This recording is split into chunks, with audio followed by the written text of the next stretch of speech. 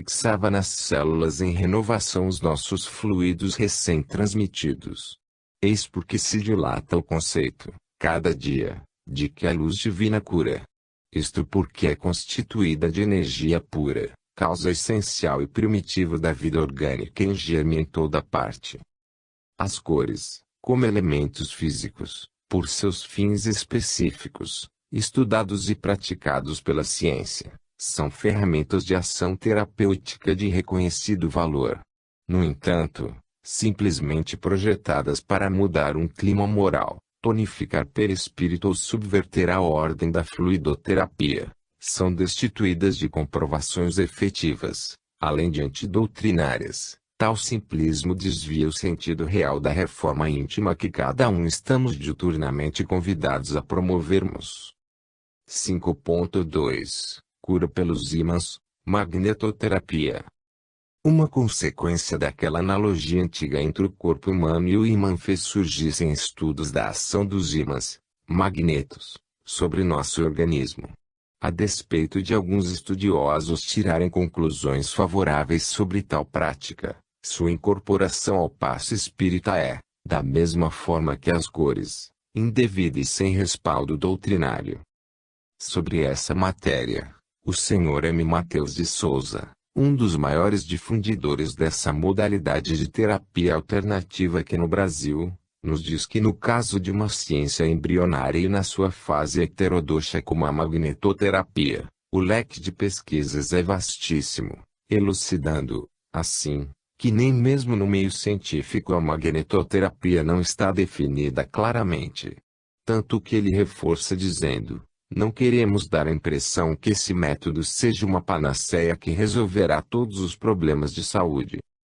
Fazemos um registro. A magnetoterapia, com este nome, pode ser recente, mas o estudo da influência dos ímãs no corpo humano é muito remoto. Veja-se a nota de Albert de Rochas, referência 14, contida em nosso capítulo I, no item 1.2, Clássicas, contemporâneos de Allan Kardec, quando ele fala dos traspasses. Concluindo, ainda que encontremos pontos comuns em que a ação magnética dos ímãs possa ser comparada à do magnetismo humano, jamais aquela lhe será igual em virtude da energia anímica que lhe falta, além das psíquica e espiritual, pelo que refutamos o magnetismo, espiritual e humano, como ciência muitas vezes superior à magnetoterapia. 5.3 Cura pelos cristais, pirâmides e astros.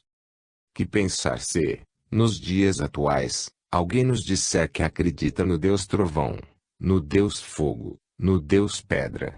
Com certeza nos soará como primitivismo.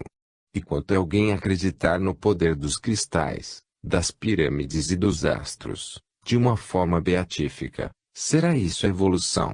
Não sabemos. Mas podemos afirmar que tal crença, muitas vezes, cria atavismos, favorecendo comodismos e gerando distorções equivocadas. Quem queira usar-lhe os pretensos benefícios ou sugeri-los, faça-o, mas sabendo que nada tem a ver com doutrina espírita e que os espíritos não o recomendam.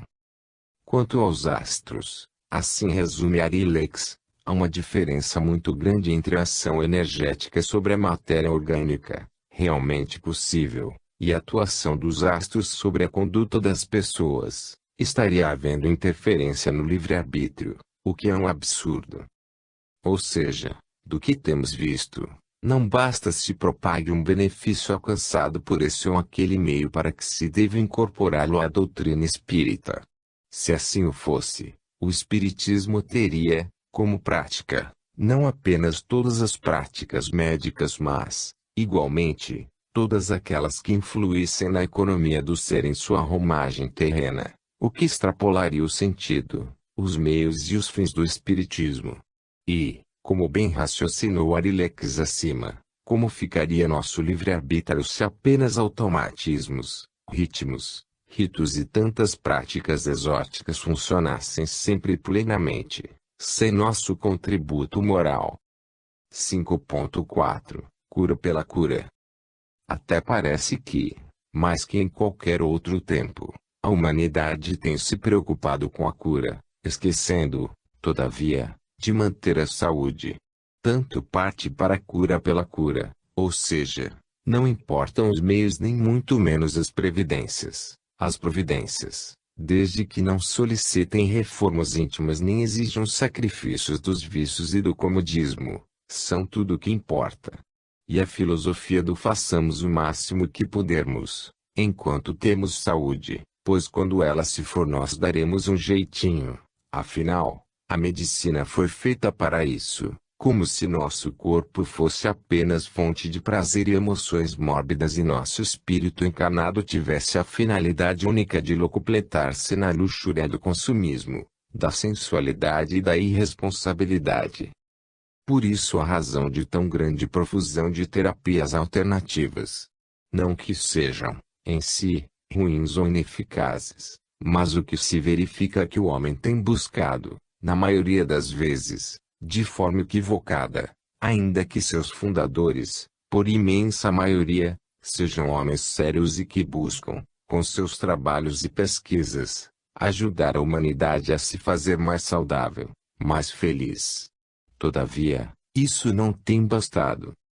Nesse mar de terapias de cura, encontramos aditivo para todos os gostos, sobressaem-se, entre elas, algumas terapias, além das já mencionadas, são as pelas plantas, fitoterapia, pelas agulhas, acupuntura, pela meditação, yoga, várias modalidades, pelas águas, hidroterapia, não confundir com a água fluidificada, pelo barro, geoterapia, pelas massagens, por exemplo, pela hipnose, com regressão a vidas passadas, pela homeopatia, contraria escurantur, pelo alimento integral, macrobiótica, pela radiestesia, assimilação radiações, e outras mais. Contudo, mesmo lhes aferindo valores positivos quanto aos resultados, não devem nem podem ser incorporadas à prática espírita por não comungarem das mesmas bases. O que pode e deve ser feito é aproveitarmos seus conhecimentos, quando universalizados, e, como seres humanos, incorporar à nossa cultura e experiência pessoal aquilo de bom e útil ao nosso dispor, sem, contudo, afrontar nossos princípios morais ou doutrinários. Um exemplo disso é que a espiritualidade usa, nos planos espirituais, de conhecimentos médicos avançados, sem que isso seja necessariamente doutrina espírita.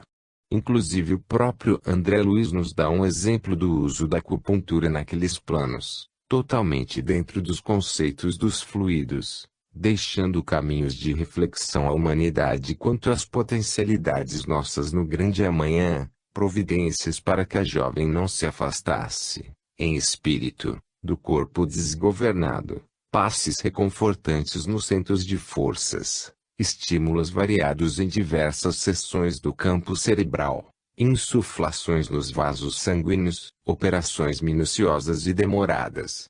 Acupuntura magnética do plano espiritual, em que o orientador patenteava notável mestria. Entretanto, não podemos inferir dessa colocação que André Luiz tenha querido introduzir a acupuntura no corpo doutrinário do espiritismo. Atente o leitor para as várias situações mencionadas por André Luiz nesta curta passagem, e tire suas próprias conclusões. Para ajudar, grifamos algumas delas. Um esclarecimento importa a ser feito. Apesar de termos colocado a homeopatia como terapia alternativa, na realidade ela não o é, pois a homeopatia foi reconhecida como especialidade médica em 1979 pela Associação Médica Brasileira e, em 1980, pelo Conselho Federal de Medicina, conforme registra a Célia Regina Barolo. A homeopatia é, segundo a mesma autora, rigorosamente uma ciência, uma revolução na medicina convencional, iniciada por Hahnemann há quase 2 séculos.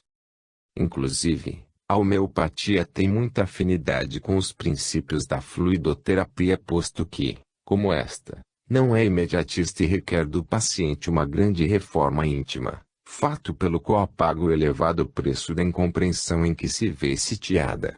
O tratamento por seus métodos e fundamentos analisa o homem como um ser integral e, por isso, nunca se limita a ser um simples remédio do imediatismo. É ela, por sinal, a única medicina. Quem atua como homeopata latus sensu é somente médicos formados em medicina, que na prescrição de seus remédios prevê o estado emocional e psíquico de seus pacientes. Para uma mesma doença prescreve remédios distintos, dependendo das características intrínsecas de cada paciente. Por isso é que a homeopatia não é terapia alternativa, ela é a própria medicina, quiçá, a medicina do futuro.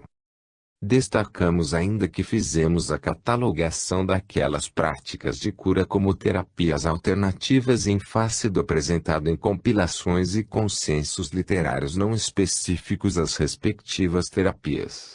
Não se tome, portanto, o termo alternativa por discriminatório, mesmo porque, nessas literaturas, o próprio passe e o magnetismo são igualmente catalogados como tais.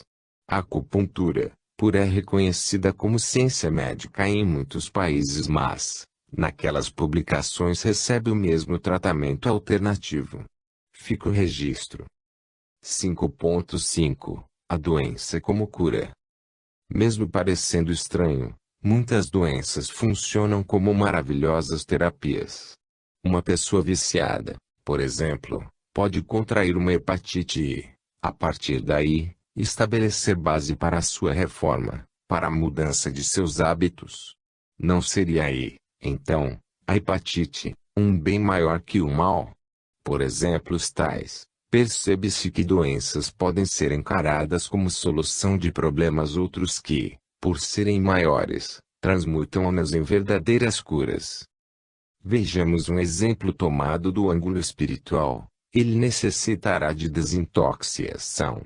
Confidenciou-me o Dr. Lustosa. Bernardo irá assisti-lo com passes diários por algum tempo e será providenciado uma enfermidade auxiliar no terapia libertadora. Enfermidade auxiliar, interroguei, a meu turno. Não há motivo para estranheza, replicou jovial traço. Existem as doenças expurgadoras, as que convidam à renovação e as que ajudam na libertação dos vícios. Enfermo, ele se recusará às drogas, por medo da morte cuidará melhor do corpo. Porque suas resistências imunológicas estão em quase crise, não será difícil auxiliá-lo na aquisição de uma infecção respiratória. Para resumir, indicamos a mensagem Doentes e Doenças Irmão X, do livro Estante da Vida, onde 3 curas se convertem em 3 problemas, fazendo os doentes precisarem do retorno da doença. Casos como esses são úteis para refletirmos sobre o valor da cura, não no sentido apenas do retorno da saúde, mas como a própria doença pode estar funcionando em favor de uma cura maior. Como diz Richard Simonetti, doença prolongada é tratamento de beleza para o espírito. Capítulo 10 Assuntos diversos. Os fluidos salutares decorrentes da oração e do amor fraterno de todos nós anestesiam os centros psíquicos, de alguma forma atenuando a aflição que a golpeia, contínua. O Senhor não deseja a punição do infrator, mas a sua reeducação com vitória sobre a infração. Bezerra de Menezes, Espírito. Embora não seja pretensão nossa esgotar tão vasto assunto, na medida de nossas possibilidades procuramos abordar o maior número possível de casos e situações em que o passe, através dos pacientes, passistas, casas espíritas e espíritos, pudessem estar envolvidos. Contando com a privilegiada ótica espírita, buscamos os requisitos necessários para um perfeito entendimento da matéria, adequando-a, assim, a um entendimento rico, mas não oculto, consentâneo, porém, não vulgar, grande, contudo, pouco rebuscado. Agora, que estamos chegando ao final do livro, registramos ainda existirem assuntos carentes de uma apreciação mais prática, por motivo mesmo das corriqueiras dúvidas que suscitam. Assim sendo, encerraremos buscando fazer uma panorâmica sobre vários assuntos, Na tentativa de eliminar mais algumas dúvidas e ensejar outras reflexões aos estudiosos da fluidoterapia, do passe. 1. A criança. Uma atenção muito especial, eis o que, de início, ela precisa. Afinal, a própria filosofia humana, na sua realidade prática, nos ensina que esta será o nosso homem de amanhã. E, em assim sendo, todo o cuidado que lhe dediquemos, principalmente nos ensinos morais, ainda serão poucos. É, pois, de se perguntar, e como será em relação à fluidoterapia? Merecerá uma atenção diferente? Examinemos a questão. 1.1 Como passista. Perguntou Kardec aos espíritos, em que idade a criança pode ocupar-se da mediunidade? A resposta: não há idade precisa, tudo dependendo do desenvolvimento físico e, ainda mais, do desenvolvimento moral. Falo da mediunidade, em geral, porém, a de efeitos físicos é mais fatigante para o corpo. Como já vimos noutra oportunidade, a tarefa do passe tem profundas ligações com a mediunidade de efeitos físicos, em face das liberações fluídicas com que se trabalha. Por isso, como regra geral, não deve a criança nem o adolescente se entregarem a tal mister. A criança não toma posse integral de todas as funções organoperispirituais, em média, até que complete os 7 anos de idade. A ligação perispiritual com o corpo ainda não está, por assim dizer, completada. Como evidência, a própria genética nos ensina que, desde a fecundação do óvulo até aquela idade, o comportamento metabólico e cariocinético do reencarnante se dá de maneira e em proporções diversas do que acontece com o adulto. A propósito, nos orienta André Luiz, a criança recém-nata retira-se do útero e entra em nova fase de evolução, que se firma através de alguns anos.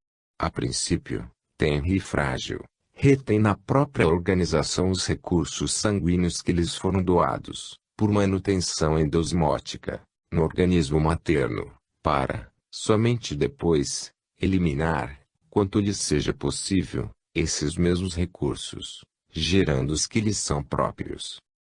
Estando o espírito reencarnante, quando criança, ainda somando seu novo corpo, tanto no aspecto fluídico quanto orgânico, o desprendimento prematuro de suas energias vitais, principalmente se de forma regular, lhe será prejudicial, pois, estará dando algo de essencial ao seu próprio desenvolvimento orgânico, com isso gerando interferências nocivas ao tônus vital, com consequências graves e imprevisíveis.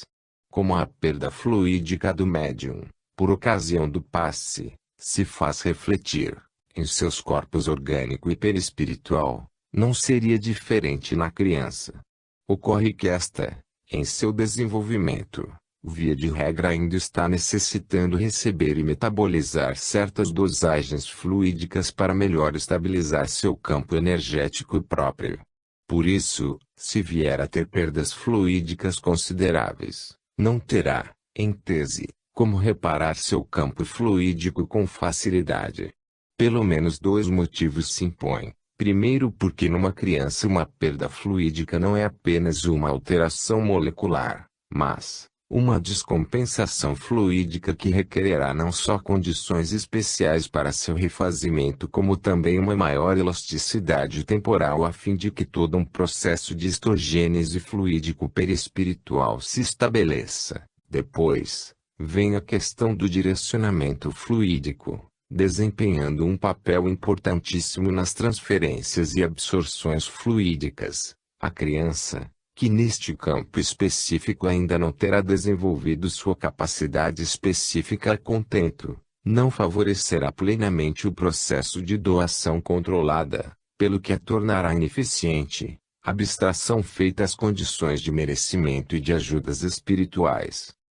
Portanto, ainda que a criança demonstre grande capacidade de doação fluídica, convém controlá-la através de evangelização apropriada à sua faixa etária e psíquica, nunca sendo de bom alvitre o seu desenvolvimento prematuro neste mister.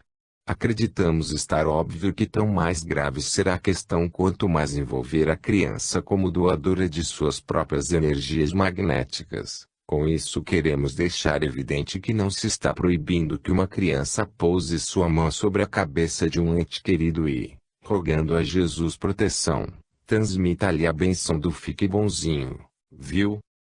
O adolescente, também de forma geral, não deve ter suas potencialidades fluídicas expostas às doações constantes, pois, muito dos fluidos vitais que vier a despender também lhe farão falta. Afinal, como os espíritos nos instruem, até a maioridade nem sempre o homem tenha somado integralmente sua reencarnação, no que tange a perfeita interação espírito-perispírito-corpo, pelo que vulgarmente se diz que o jovem anda no mundo da lua. Com isso insinuando que os observamos qual criaturas que têm um pé aqui e outro no outro lado da vida. Toda prudência para com o jovem na área da fluidoterapia, neste sentido é requerida. Tanto que Michailus assim se expressa, os adolescentes não devem magnetizar, não porque lhes falte a força necessária, mas porque, na idade de crescimento em que se encontram, o fluido que despendessem falhe-lhe a falta para o seu próprio desenvolvimento. 1.2 Como paciente, conforme acabamos de ver, geralmente a criança requer fluidos e, por isso mesmo, cria uma predisposição natural à sua assimilação. Ademais, muitas crianças procuram, pedem, buscam mesmo o passe, assim registrando sua fé com um vigor muito consistente. Por outro lado, ainda que a busca não lhes seja consciente ou mesmo bem aceita, no início, fato é que elas ainda não criaram barreiras mentais à fluidoterapia, o que corresponde a uma entrega ao passe com o coração, sob um campo de funda receptividade.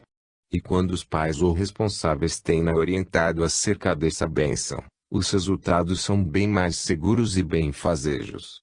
Por tudo isso, seu sistema de absorção fluídica é mais aberto que o dos adultos, já que, por força do exposto num tem anterior, independente de qualquer anomalia, sua estrutura perispiritual está transitando exatamente na busca de energias complementares para, inclusive, patrocinar a geração de recursos de que falou André Luiz na referência 3, acima. Isto, inclusive, explica por que o passe na criança é, via de regra, muito feliz. Como o sistema de permuta fluídica nos processos do passe se dá por idade, torna-se comum o passista se sentir bem, leve, harmônico. Após fazer aplicação de passes em crianças, a empatia proporciona um feedback, um retomo, ao médium na forma de equilíbrio, aliado à agradável sensação de bem-estar, proveniente do como a criança absorveu os fluidos. É, para exemplificar, como quando damos um presente a alguém e esse alguém nos transmite sua alegria por recebê-lo, isso nos deixa leves, felizes. A criança, por sua própria capacidade assimilativa de fluidos finos, nos transmite tal sensação em grande número de oportunidades. Como a criança quase sempre requer fluidos mais finos, menos materiais, a passagem desses fluidos por nosso intermédio também nos proporciona a agradável sensação que acabamos de mencionar. Mas se, em vez dos fluidos passarem, eles saírem de nós, ainda aí quedará uma sensação amena, pois, para liberarmos tais fluidos, precisaremos adaptar a textura de nosso fluido, a qual se estrutura por nossa posição mental, por uma elevação psíquica nossa. Representando isso uma elevação de padrão vibratório e como quem se eleva, em termos de vibração, registra uma sensação agradável. Eis aí, mais uma explicação. Assim sendo, ao contrário da peneira física que retém grãos maiores e libera passagem aos menores, a peneira psíquica seleciona os fluidos, direcionando os finos a este atendimento e reelaborando os demais em benefício e função do próprio médium, ou de outros pacientes, como que harmonizando-os por balanceamento psíquico no organismo do passista. Não duvidemos, a lei é perfeita. A satisfação com que um paciente assimila nossos fluidos geram em nós, não por egoísmos, vaidade ou capricho, mas, por satisfação do dever bem cumprido, uma reação de plenitude, ainda que, por vezes, estejamos submetidos a certos estados de fadiga. Uma ressalva, todavia, se faz necessária. Não se entenda que do fato de nos sentirmos mal após aplicarmos um passe se trate de um mau registro ou de uma assimilação duvidosa da parte do paciente. Não. Outros fatores, e estes são inúmeros, podem contribuir para isso, dos quais veremos alguns adiante quando estudarmos as sensações no passe. Quanto aos casos de sensações desagradáveis, além dos fatores que mencionaremos adiante, existem crianças que possuem registros de experiências passadas muito vigorosos a ponto de transmitirem esses registros à sua aura ou, ainda, algumas possuem eventuais perseguidores espirituais que se revoltam com o atendimento que se lhes prestam, levando-os a infligirem a quem as atende todo o seu ódio e toda a sua vibração negativa. São sensações, contudo, que não possuem vida própria e que, portanto, são facilmente descartadas. Como, todavia, só recebemos de acordo com o nosso merecimento, e este tem muito a ver com nossa conduta moral, a necessidade de reforma moral torna-se sempre urgente e intransferível. Um outro fator merece ser considerado. É comum se recomendar que as crianças, quando misturadas aos adultos, tomem passes primeiro. Dois fatores se impõem. O primeiro é de ordem disciplinar. Como as crianças normalmente são irrequietas, posicioná-las em filas longas cria embaraços não só para elas como para seus responsáveis. Se as crianças ainda são de colo, o problema é mais grave ainda pois, além da possibilidade do choro, os que estão a carregá-las se cansarão desnecessariamente. O segundo fator é que os médiuns, mormente em caso de passes com predominância de fluidos humanos, ficam em condições de controlar melhor suas doações fluídicas quando iniciam por elas. Não se trata, entretanto, de regra inflexível, mas o bom senso recomenda atentemos à conveniência de priorizar, neste sentido, o atendimento às crianças. Por outro lado, será que a criança deverá receber a mesma carga fluídica de um adulto? O próprio bom senso nos diz que não. Se na alimentação, na vestimenta, nas posologias médicas, nos hábitos de dormir e de como se lhes distribuir as atividades, tudo para a criança é diferenciado, como iríamos fazer-lhes doações fortes, abundantes, hiperconcentradas, nos mesmos padrões dados aos adultos. A criança carece não só de fluidos finos, menos densos, como em quantidades proporcionalmente menores que os adultos. Eis mais um motivo por que a criança, preferencialmente, deveria receber passes antes dos adultos. Duas últimas observações. 1. Os cuidados quanto à alimentação e ao comportamento orgânico, absorção de medicamentos, tóxicos, vícios em geral, por parte dos passistas, quando da aplicação de passes em crianças, são muito mais sérios e graves que os recomendados como regra geral. Jamais deveremos expor as crianças às nossas mazelas, não apenas no campo do exemplo moral, mas, igualmente nas transfusões fluídicas. 2. Se para o adulto a dispersão de fluidos ao final dos passes é importante, para as crianças é indispensável. Afinal, elas estão mais expostas a sensações desagradáveis patrocinadas por excessos de fluidos que os adultos. Portanto, e vamos dizê-lo em maiúsculas para que nos lembremos, sempre, ao final dos passes em crianças, encerrá-los com passes dispersivos. 2. O idoso. Vejamos uma situação aparentemente contrária da criança. Trata-se do idoso. Como corpo orgânico, quase sempre ele está em esgotamento fluídico, carente, portanto, de energias que revigorem seu tônus vital. Por conta disso, se diz que a pessoa, em média, acima dos 60 anos de idade, não se encontrar em condições ideais de aplicar passes, especialmente de origem magnéticos. Este raciocínio merece uma consideração de Michaelis. O homem não é uma máquina que segrega o agente magnético, adverte Dupotet.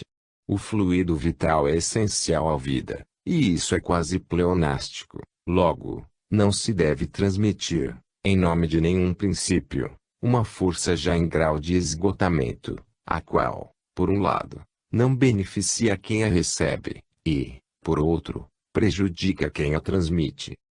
De maneira contrária, existem os que querem imputar a todo idoso a obrigação de tomar passes o maior número de vezes possível para completarem seus tanques de abastecimento fluídico com a maior quantidade de fluidos suportável. Tal determinação decorre de um raciocínio um tanto quanto equivocado. Analisemos as questões. 2.1 Como passista. Assim se pronuncia Michaelis. Os homens de idade avançada não devem magnetizar. De resto, salvo casos excepcionais, a sua força não é eficiente. Os homens de idade adulta são os mais aptos para a prática magnética, desde que reúnam, é bem de ver, as demais condições necessárias. Apesar da clareza, aditaremos 3 observações. 1. O que entendemos por idade avançada? Seria um homem aos 50 anos, mas, sem energias, ou um outro aos 75, pleno de vigor. Por aí já devemos notar que a característica idade avançada é relativa, pelo que Michaelis se absteve de considerar uma idade padrão. 2. Note-se que o autor enfatiza não deve magnetizar, com isso fazendo direta alusão à doação dos fluidos magnéticos humanos. 3.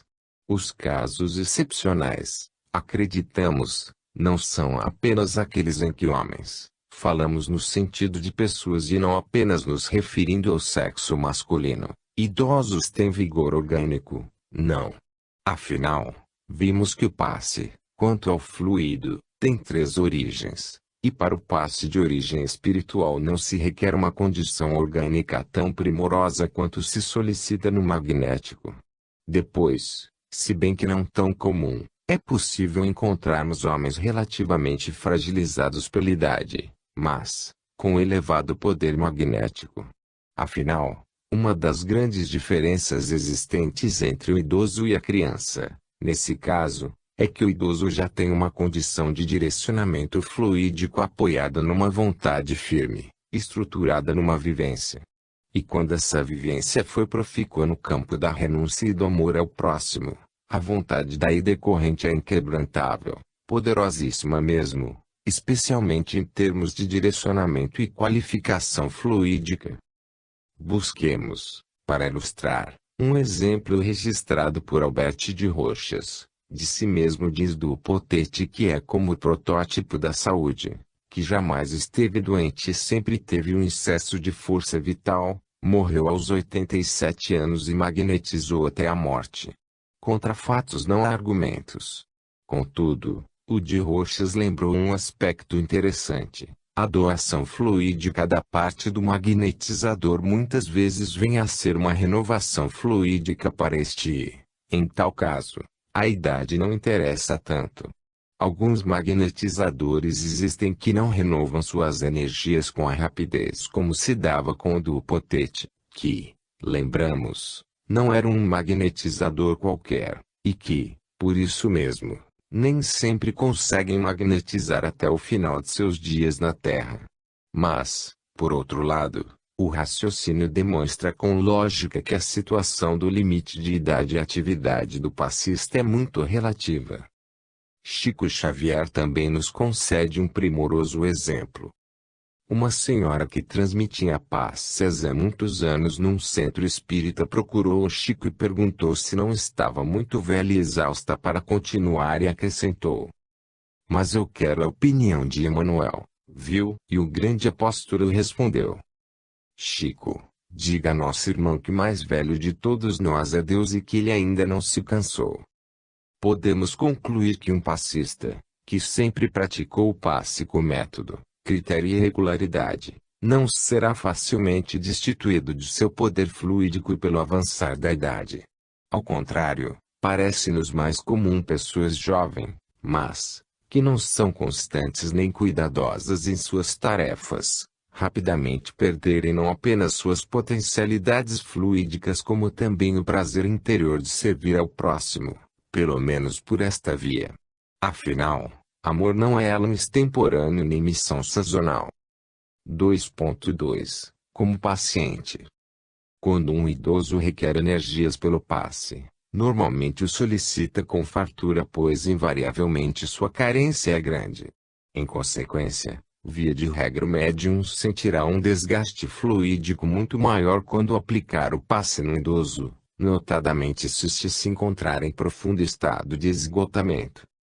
Interpor a isso a obrigatoriedade do idoso receber muitos e continuados passes não é necessariamente o raciocínio correto. Equivaleria dizer-se que, por estar muito esgotado, os medicamentos que devêssemos dar aos idosos seriam em altas posologias e de forma sempre violenta. Isso, em muitos casos, apenas apressaria o desenlace do paciente, além de, por outro lado, aniquilar a geriatria. Não é a quantidade de passes, mas, sim, a qualidade que importa, mesmo no caso do idoso. Isso porque sua absorção fluídica, ao contrário da criança, é lenta, demorada, sem com isso se querer dizer que os fluidos, por não serem absorvidos imediatamente, sejam automaticamente expelidos ou rejeitados. Valendo-nos mais uma vez de uma analogia, seria como alguns mamíferos que, após ingerirem bastante alimento, ficam a ruminá-los durante longo período, digerindo-os demoradamente. No nosso caso não se trataria de uma ruminação fluídica, o que não faz muito sentido, mas, de um armazenamento de fluidos nos campos profundos do perispírito para uma assimilação prolongada a posteriori. 3. A mulher. A doutrina espírita, entre outras maravilhas, veio reabilitar a mulher, tirando-a do ostracismo quase animalesco a que esteve arremetida pelo comportamento desumanamente machista que de há muito vigora, não só por força da sociedade, mas, inclusive das religiões oficiais para projetá-la à pujante realidade da espiritualidade que lhe habita a alma. A mulher, com o espiritismo, adquire o poder e a liberdade que, raras vezes, teve de fato, mas, que nunca lhes houveram sido dados de direito. E o exemplo partiu do próprio codificador quando, casando-se com Amélie Gabrielle Boudet, mais idosa que ele 7 anos, deu-lhe a relevância devida aos grandes personagens da Terra, confirmada por ela mesma, por sua vida e por sua firmeza quando do processo de Spirites. A mulher para o espírita, portanto, tem sua posição bem reconhecida, por seu valor, por sua igualdade ao homem nos direitos e deveres, por sua reconhecida e ativa participação no movimento cristão.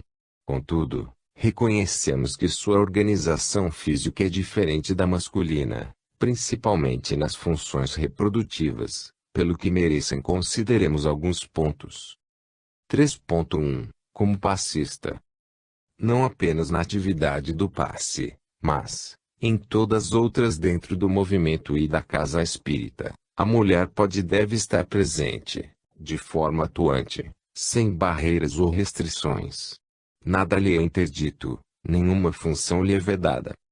Como passista, a mulher se sobressai. Talvez pela sua meiguice peculiar, quem sabe pela função que o Criador é que possui. Função essa que lhe engrandece perante a vida e faz engrandeçam-se seus pacientes, já que, pela qualidade do atendimento que presta, excede sentimento de considerá-los irmãos, dá-lhes a graduação de verdadeiros filhos da alma. A mulher, dirigimos o convite ao exemplo das Marias, a de Nazareth, que por seu filho, amou e ama a todos que, diz ele, são seus irmãos, e a de Magdala, que não gerando, amou os filhos desamados do caminho, com um amor inexcedível, profundo, como o amor que ela aprendeu com o filho daquela primeira mulher, podes aplicar passes. Faze-o portanto. Estuda-o. Une-o ao teu amor maternal e, como mãe amorosa, ama teus pacientes, impondo-lhes as mãos. E farás prodígios ditos inacreditáveis. 3.2 A menstruação e a menopausa. Parece incrível, mas ainda há, nos dias atuais, quem veja a menstruação como uma doença ou um estado punitivo decorrente do pecado original. Mesmo repetindo um conhecimento universal, lembramos, a menstruação não é doença nem castigo, assim como a ausência definitiva desta, a menopausa, não é a recuperação da saúde nem o fim da punição. Trata-se de uma disposição natural do organismo feminino, pois quando o óvulo não é fecundado, as glândulas e os vasos aumentados do endométrio são eliminados, sob a forma de menstruação, no primeiro caso, e, no segundo, como uma demonstração da falência da função hormonal ovariana. Invariavelmente, entretanto, surgem as perguntas: mulher menstruada pode aplicar passes? E na menopausa? Raciocinemos, como a menstruação não é uma doença, não é transmissível por nenhum processo, nem importa diretamente na emissão fluídica, apesar de seus vínculos diretos com o fluxo sanguíneo nada obsta que a mulher menstruada aplique passes. Isso em condições normais. De outra maneira, mulheres existem que não passam bem nos períodos de menstruação, com cólicas, enjoos, dores e molezas generalizadas. Nessas situações, sentindo-se a mulher sem condições de exercer sua atividade, como de resto até atividades não espíritas, deve abster-se de aplicar passes, mas não será pela menstruação em si, senão por sua indisposição física, orgânica, daí decorrente. Lembramos, todavia, que esse tipo de problema pode ser resolvido pela medicina oficial, sem falar dos muitos casos que são solucionados, plena e totalmente, por passes magnetomagnéticos. Analisemos agora a questão da menopausa. Se na menstruação não é registrado nenhum problema que desvirtue o passe, imaginemos em sua ausência definitiva. Como esta também não é doença nem, tampouco, transmissível. Entretanto, a menopausa, principalmente no seu início, pode gerar alguns desconfortos à mulher, mas não é razão para que se suspenda as tarefas do passe, salvo quando tais desconfortos sejam excessivamente constrangedores ou dolorosos. De outra forma, menopausa não significa um esgotamento fluídico, um enfraquecimento de energias vitais, mas apenas uma acomodação natural do organismo feminino. Nossos corpos foram criados por Deus para nos dar a oportunidade de trabalho, serviço, aprendizado e evolução, nunca para acomodações, desculpismos e fugas.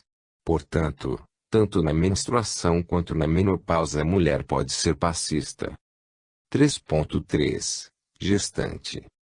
Assim como nos casos anteriores ficou estabelecido que aquelas disposições feminis não são doenças, também não deveremos nem poderemos considerar a mulher gestante como uma mulher doente, pois é até redundante dizer-se que ela, quando assim se encontra, está mais plena de vida que nunca. Afinal, seu corpo já não habita uma só vida, senão duas. Apesar disso, o caso da gestante também é uma situação especial que merece ser considerada mais detidamente. 3.3.1 Como passista. Nesta situação precisamos ter um certo cuidado. Quando a mulher se encontra gestante, está se dando nela um fenômeno dos mais monumentais da natureza. Ela está participando, ativamente, como co-criadora da vida humana, através de doação não apenas de seu espaço físico, útero, mas de suas energias, fluidos, sangue e vida. Para nossa observação, registremos parte de um comentário do espírito Alexandre André Luiz. Na organização fetal, o patrimônio sanguíneo é uma dádiva do organismo materno. Logo após o renascimento, inicia-se o período de assimilação diferente das energias orgânicas, em que o eu reencarnado ensaia a consolidação de suas novas experiências e, somente aos 7 anos de vida comum, começa a presidir, por si mesmo, ao processo de formação do sangue, elemento básico de equilíbrio ao corpo perispirítico ou forma preexistente, no novo serviço iniciado.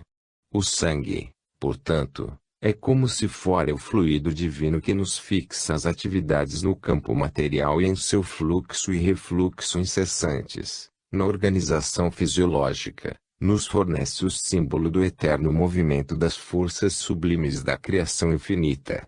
Quando a circulação deixa de ser livre, surge o desequilíbrio ou enfermidade e, se surgem obstáculos que impedem o seu movimento, de maneira absoluta, então sobrevém a extinção do tônus vital, no campo físico, ao qual se segue a morte com a retirada imediata da alma. Pela enorme dependência entre o ser reencarnante e a mãe, ela, quando gestante, deve se precaver de muitas situações que envolvam emoções fortes, alimentos inadequados, vícios, comportamento orgânico displicente, medicamentos impróprios e hábitos nocivos, a fim de manter-se holisticamente equilibrada e permitir o bom desenvolvimento daquele que já lhe é filho. Argumenta-se que a mulher gestante, agindo equilibradamente com o fito de favorecer aquele serzinho em formação, por isso mesmo teria condições de agir no passe, pois estaria, em tese, favorecendo disposições naquele sentido. O reencarnante, entretanto, se encontra numa situação diferente. Espiritualmente ele está revertendo o processo de consciência, saindo da liberdade espiritual para a prisão carnal, mergulhando nas águas do Létis. Organicamente, está se reestruturando, assomando novos fluidos, células e órgãos, carente, portanto, de um condicionamento externo favorável às suas necessidades internas. Considerando-se essas duas situações e lembrando que quando um passista aplica um passe com energias espirituais, na realidade ele não as doa, apenas canaliza-as e que, ao contrário, quando suas são as energias, tanto pode estar doando-as quanto renovando-se fluidicamente, poderíamos afirmar, com segurança, que 1.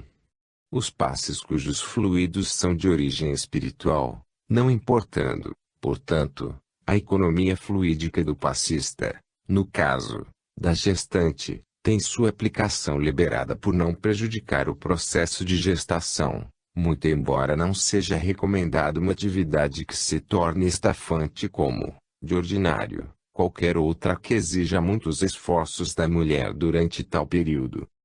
2.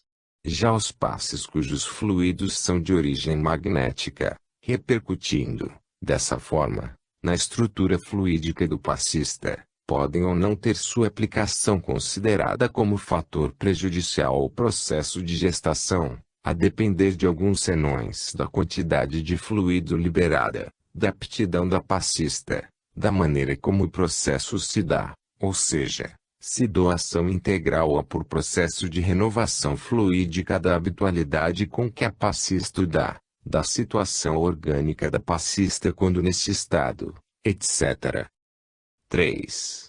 Por medida de precaução, avaliemos com Chico Xavier a questão, chancelada pelo Dr. Bezerra de Menezes. Após o 3º mês de gestação do nascituro, devem, as gestantes, abster-se da ação mediúnica, podendo permanecer porém, na equipe de serviço espiritual para receberem auxílio, ou seja, convém não exceder os limites do recomendável a fim de não prejudicar inclusive o processo reencarnatório em vias de completar-se. Como se vê, são situações que não nos permitem fazermos regra geral. Cada caso é um caso.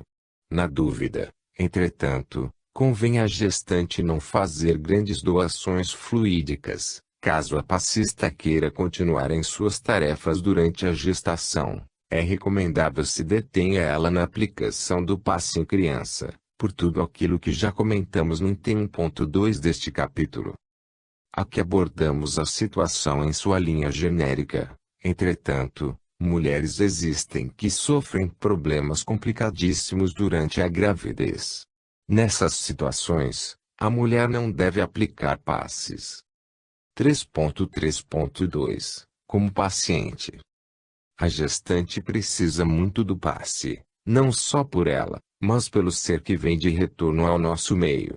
Por ela, o passista, via de regra, deve tomar os mesmos cuidados que tem quando aplica passe em crianças, pois ali se encontra, em estreita e simbiótica ligação, uma informação, por isso mesmo carente de fluidos finos e equilibrados.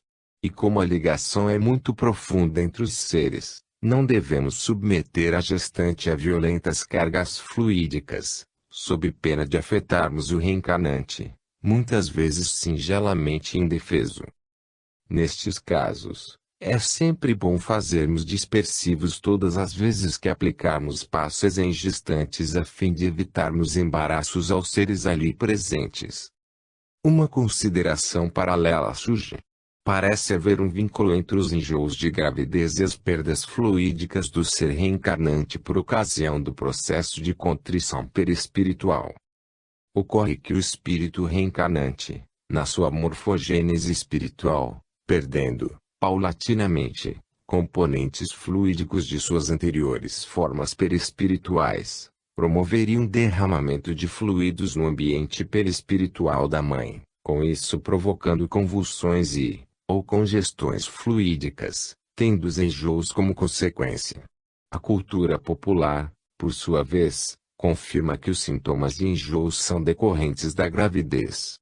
Especialistas dizem se tratar de problemas psicológicos e outros alegam sejação hormonal, semelhante ao efeito do anticoncepcional oral.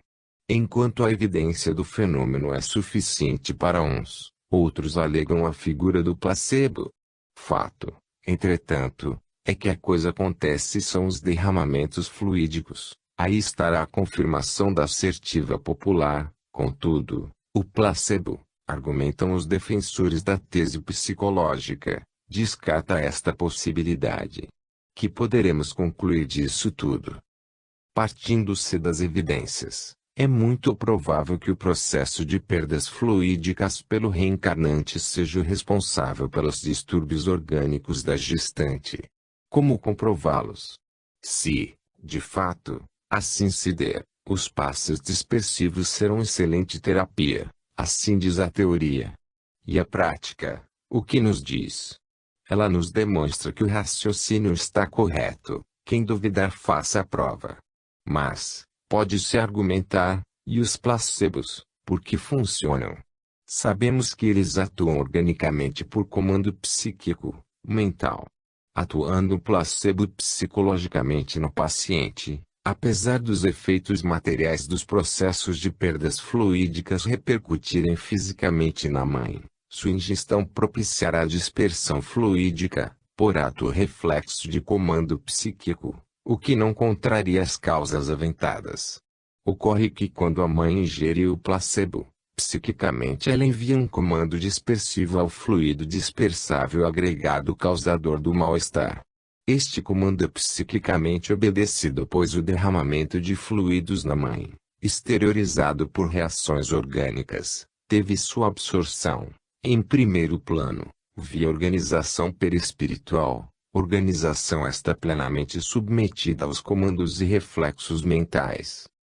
Por outro lado, o placebo já não é tão desassociado dos padrões que vimos tratando em fluidoterapia. Fé, esperança, confiança, são importantes componentes do efeito placebo que podem curar lesões, alterar a química do corpo, e mesmo mudar o curso das mais implacáveis doenças.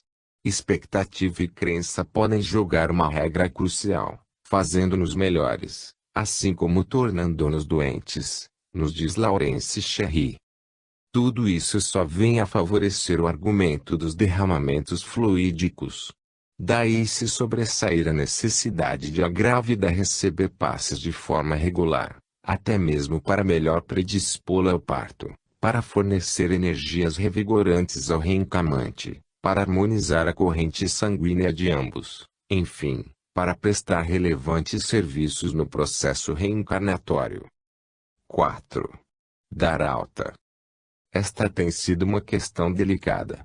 Afinal, como avaliar o momento exato de se dar alta a um paciente que está participando de um tratamento fluidoterápico? Mesmo delicada, não nos aflijamos compulsivamente, pois a excessiva preocupação com tal fator nos induz à expectativa perniciosa dos resultados. Entre mentes, não podemos desprezar-lhe o valor, pois chega sempre o momento em que determinado tratamento pode ou deve ser suspenso ou encerrado, assim como ocorre que nem sempre o fim de um tratamento fluídico e magnético corresponde ao coroamento de um processo de cura física, orgânica. Daí resulta a necessidade de critérios ou meios para se dar alta aos pacientes em tratamentos fluídicos. Como muitos se confundirão os critérios com os meios para essa determinação, deixaremos às casas espíritas a decisão dos critérios, apresentando, como apoio, algumas das técnicas de determinação desse instante. Anotamos, de passagem, que muito embora todas, dentro da relatividade que lhes compete, tenham seus fundamentos e praticidades próprios, mas são mais efetivas que outras. 4.1 Pela intuição.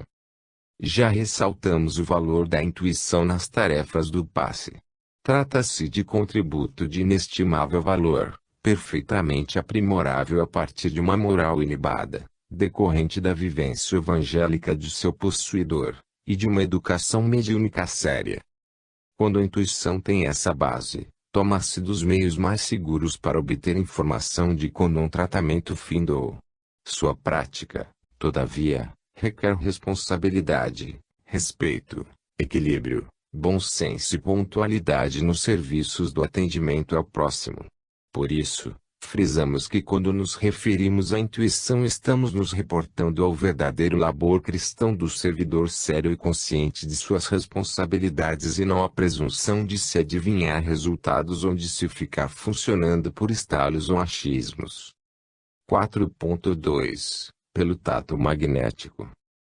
Oportunamente já avaliamos que esta faculdade, quando aprimorada, nos fornece registros muito precisos acerca do nível em que se encontra a receptividade e a reação ao tratamento fluídico, sendo esta, por isso mesmo, excelente ferramenta da intuição. Para o uso do tato magnético, desde que o tenhamos bem desenvolvido, independe se estamos analisando o paciente pela primeira vez ou se já o fizemos pela enésima vez. A resposta que seu campo fluídico nos fornece independe do tempo em que estabelecemos contato com o paciente, mas, sim, da nossa capacidade de registro. Isso quer dizer que, para termos certeza, precisamos antes nos certificarmos de nossas possibilidades a fim de não apressarmos conclusões de forma indevida. 4.3 Pela vidência, audiência. Sem dúvida que tais faculdades mediúnicas podem nos fornecer as mais primorosas informações, mas, por meio delas, estamos sujeitos à característica muito fugidia que as envolve. Por isso mesmo, sugerimos que seus usos sejam sempre concomitantes com outras técnicas, tais como tato magnético, intuição, etc. Sem querer pormenorizar tais faculdades, sabemos que é comum o vidente ver projeções, autoprojeções, ideoplastias, além da própria realidade espiritual, sendo difícil, em muitas ocasiões, precisar que tipo de visão está observando. A vidência, por sua extensão perispiritual, não se assemelha, de forma absoluta, à visão física, que vibra em faixa bem definida, observando coisas, objetos e fatos em idênticas e definidas faixas. Por este motivo, nem sempre a informação obtida pela vidência é precisa.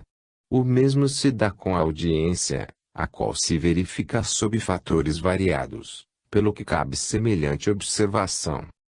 4.4 Por informações ou observações do paciente.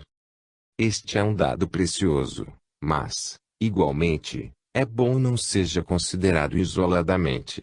Muitos pacientes se sentem bem, ou mal, após determinado número de passes. Isso, porém, não quer dizer que ele esteja necessariamente recuperado, piorado ou com seu tratamento concluído.